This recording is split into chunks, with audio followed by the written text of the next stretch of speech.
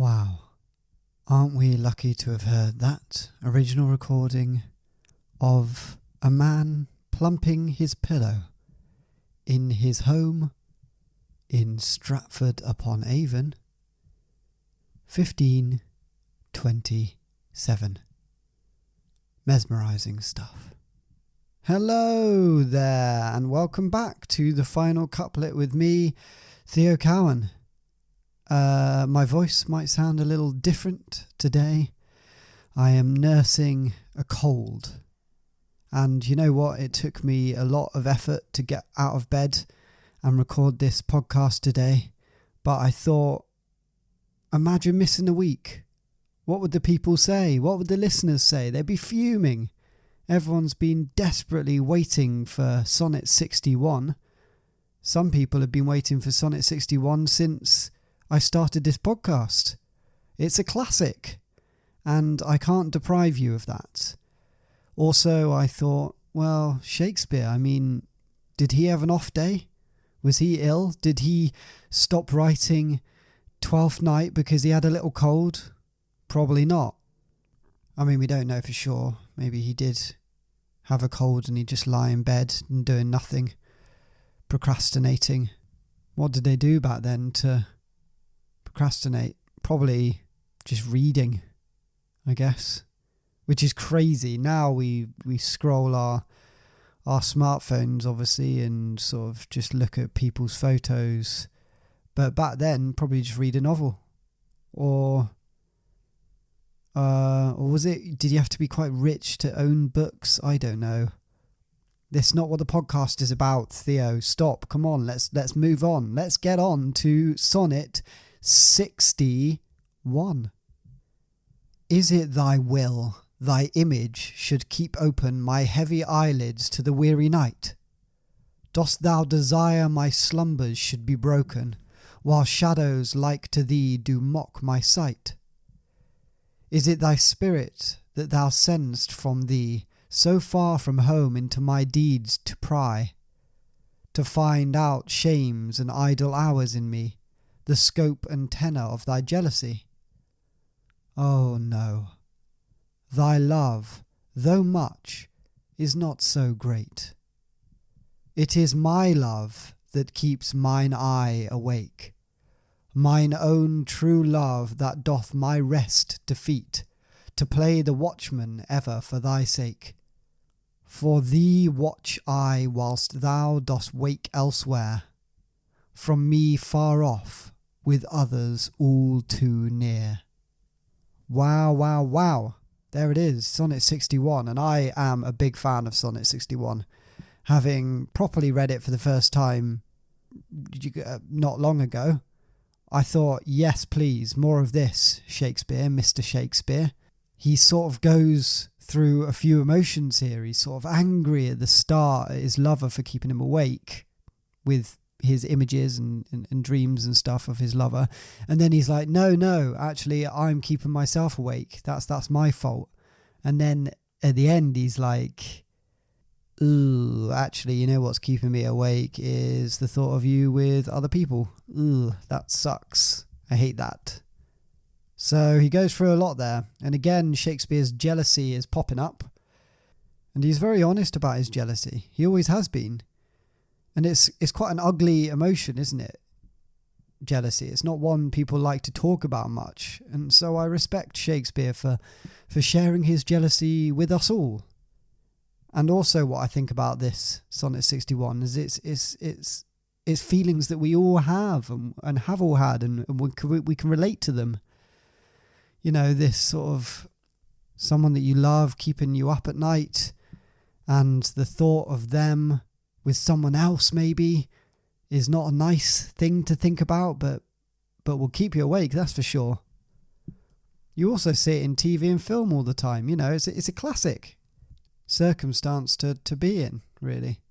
Right, let's dive into it line by line and work out what the hell Shakespeare was going on about in this one. Is it thy will, thy image should keep open my heavy eyelids to the weary night? So he's basically saying, is it your intention, or do you want me to to stay awake all night thinking about you? Is that what you want? Quite an accusatory first couple of lines there, isn't it? Dost thou desire my slumbers should be broken, while shadows like to thee do mock my sight? So again, this is similar to the first question. He's basically saying it just in a different way, which he likes to do, doesn't he, Shakespeare? So, do you want to interrupt my sleep with images of you?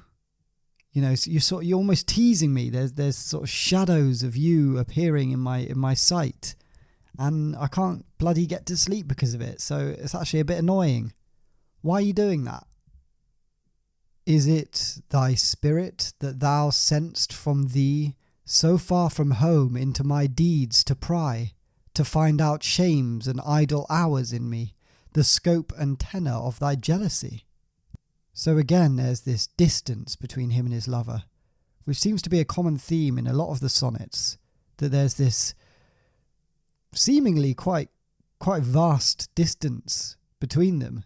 So they can't just pop round and say hi, you know. There's at least a horse and carriage ride away, aren't they?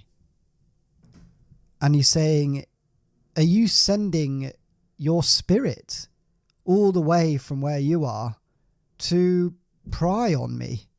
Are you sitting your spirit down with a little cup of tea and you saying, look, I want you to go on this journey to Shakespeare. You know Shakespeare. I want you to go to Shakespeare's house and be a detective for me and just sort of see what he's up to. Is that what you're doing? Is what Shakespeare's asking there. He's saying, do you want that spirit to find out the shameful things that I get up to when I'm in my house? I mean, you have to question at this point, what shameful things are you up to in your house, Shakespeare? Pray tell, you know? Don't write down, are you coming to look up the shameful things that I'm doing? No one's mentioned anything about shameful things, so now we really are questioning what you're up to in your idle time. And then he simply asks, are you jealous of me? Is that why you're doing this? Is that why you're keeping me up at night? Is that why you're sending your spirit as a detective to come look at what I'm up to? Hey, are you jealous? So that's sort of part one of the sonnet, if you will. And then we switch to, oh no, thy love, though much, is not so great. So here he's saying, no. Though you do love me a lot, and that's great, you don't love me that much. You know, you wouldn't send your spirit out as a detective to me. You wouldn't, you know, send a little shadow to keep me awake. You don't love me that much. It is my love that keeps mine eye awake, mine own true love that doth my rest defeat, to play the watchman ever for thy sake. So here he's saying, no, it's not your love, it's my love for you that's keeping me awake. And my true love is keeping me from sleeping. And it's making me stay up and worry about you. Worry about what you're up to and stuff like that. So it's not actually you. He comes to a realization in this sonnet. He starts off a bit angry and a bit accusatory, and then he's like, actually, no, it's because I love you so much. That's what's keeping me awake, and I'm just lying there worrying about what you're up to. And now, of course, we're on to the final couplet. For thee watch I whilst thou dost wake elsewhere, from me far off, with others all too near. So in this final couplet, he drops the clanger, doesn't he? He brings in the fact that he's thinking about his lover with other people. So he's saying, I stay up for you while you are awake wherever the hell you are, miles away by the sounds of it. But you're awake and you're around other people that are too near. So obviously there's a bit of jealousy going on here. And Shakespeare actually accused his lover of being jealous, but actually Shakespeare is saying, well, I'm maybe the jealous one here, because I'm thinking about you awake, far off, with some other person. Who is this other person? We don't know. But that is what is keeping him awake. And you know what? It would keep you awake, wouldn't it? The thought of your lover, the person you love so much, being around this other person, maybe this other lover, you know. It's a predicament. It's not very nice, and it would be hard to get some sleep. Shakespeare's very tired, isn't he? It's amazing he gets so much writing done. In quite a lot of his sonnets, he's talked about how he's not getting any sleep. It's a tough life out there. He needs an Apple Watch, maybe, to track his sleep and help him find those good sleep zones. Just an idea. Right, so that there is Sonnet 61. A classic, I think. I really like how it goes on a journey. It's almost like he's changing his mind as he writes it. It's a very fluid bit of writing for me, which I'm a fan of. Now it's time to put this to our story. And last week Shakespeare decided to write a sonnet for himself because he felt like he neglected himself a little bit. So that was Sonnet 60, but we still got all of the palaver with Christopher Marlowe out in Barbados. What's going on with him? He's still out there and he hasn't sent Shakespeare a message back. So that must be getting a bit difficult. Let's see how this sonnet fits into our story. Shakespeare finished reading Sonnet 60 to himself. And he thought, that was really nice. I should write myself some more sonnets at some point. It's nice to think that people in 500, 600, 700, 800, 900, 1000 years will still be reading my sonnets and thinking about me. Lovely. He made himself a nice hot cup of cocoa, put on his pyjamas, and went off to sleep. Or so he thought he would sleep. But he couldn't. Before him, Christopher Marlowe appeared in a nightie and with a little hat on. You know those hats that people wear at night, like Scrooge does in A Christmas Carol. And he says to Shakespeare, "Hello, Shakespeare, it is me, Christopher Marlowe." And Shakespeare goes, "Good God, Christopher Marlowe, is that really you?" And Christopher Marlowe says, "Yes, it's me. Hello." And Shakespeare blinks his eyes and Christopher Marlowe vanishes. Shakespeare sighs and tosses and turns. Christopher Marlowe suddenly appears next to him in the bed. "Hello, Shakespeare, give me a kiss." And Shakespeare says, "Oh, Christopher." And he goes to kiss Christopher Marlowe. But Marlowe vanishes again. Shakespeare spends 5 or 6 hours tossing and turning before eventually he gets up, frustrated. And he thinks to himself, what the hell is Christopher Marlowe up to here?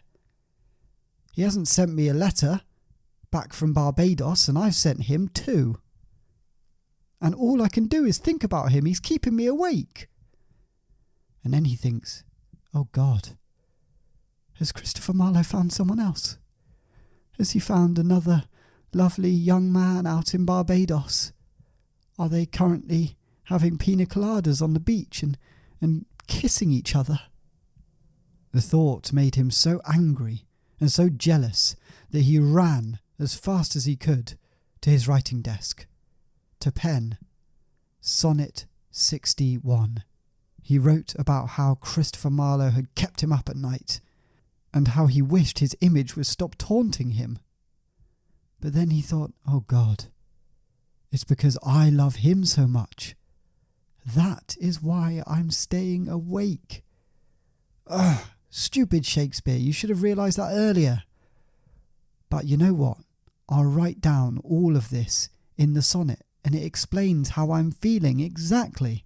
And then I'll send it to Christopher Marlowe, and maybe this time he'll bloody reply. He finishes writing the sonnet and calls to Percutio. Percutio arrives at his heel almost instantly. Shakespeare says, "Percutio, I need you to go back to Barbados." And Percutio hadn't been to Barbados for a couple of months by this point, and he thought, actually, it'd be quite nice to go back to the beach and hang out with Christopher Marlowe and his lovely friends and have a nice pina colada and soak up the sun. So without hesitation, he popped out his paw and took Sonnet 61 from Shakespeare. And Shakespeare said, "Can you make sure that Christopher Marlowe reads this and writes back to me this time? I don't want you to come back empty-handed." Percutio nodded his little head and vanished into the night. He spent days crossing England and then on the boat over to the Caribbean, which took, honestly, probably months. Again, he met many sailors and pirates on his way and drank a lot of rum and played a lot of card games. He's quite into cards now. He's very good at rummy. Eventually, he made it onto the shores of Barbados, where he spotted in the distance Christopher Marlowe, with 4 men around him, all topless, all of them laughing and having fun, eating grapes and drinking coconut water. Christopher Marlowe spotted Percutio walking along the beach and said, "Ah, my little kitty cat, come to me, come to me." Percutio walked up to him and dropped down the sonnet at Christopher Marlowe's feet. And Christopher Marlowe said, "Another sonnet from Shakespeare, I imagine." Percutio nodded his head slowly, and the men around Christopher Marlowe all laughed and went, "Another sonnet from Shakespeare. This guy doesn't give up." Christopher Marlowe said, "Well, boys, you have to respect it, don't you?" And he gave the sonnet to one of his men to read out loud to him. The shirtless man with rippling muscles and long blonde hair opened up Sonnet 61 and read, "Sonnet 61. Do you want me to stay awake all night thinking about you? Do you want my sleeps to be broken by image of you mocking my sight? Are you sending your spirit all this way to pry into my life, to find out the shameful things I've got up to in my idle hours? Are you jealous? Oh no. Though you love me a lot, you don't love me that much. It's my love for you that is keeping me awake. My own true love for you that keeps me from sleeping, staying up, fretting about you. I stay awake for you, whilst you are awake elsewhere, far away, with other people all too near." Wow, that's the end of this week's episode and this week's story. Christopher Marlowe's back, baby, and he's got a lot of sexy men around him. I'm worried that Shakespeare is getting taken for a ride here. Find out next week if Christopher Marlowe sends back a letter to Shakespeare to put his mind at ease, or he keeps stringing him along. Until then, bye!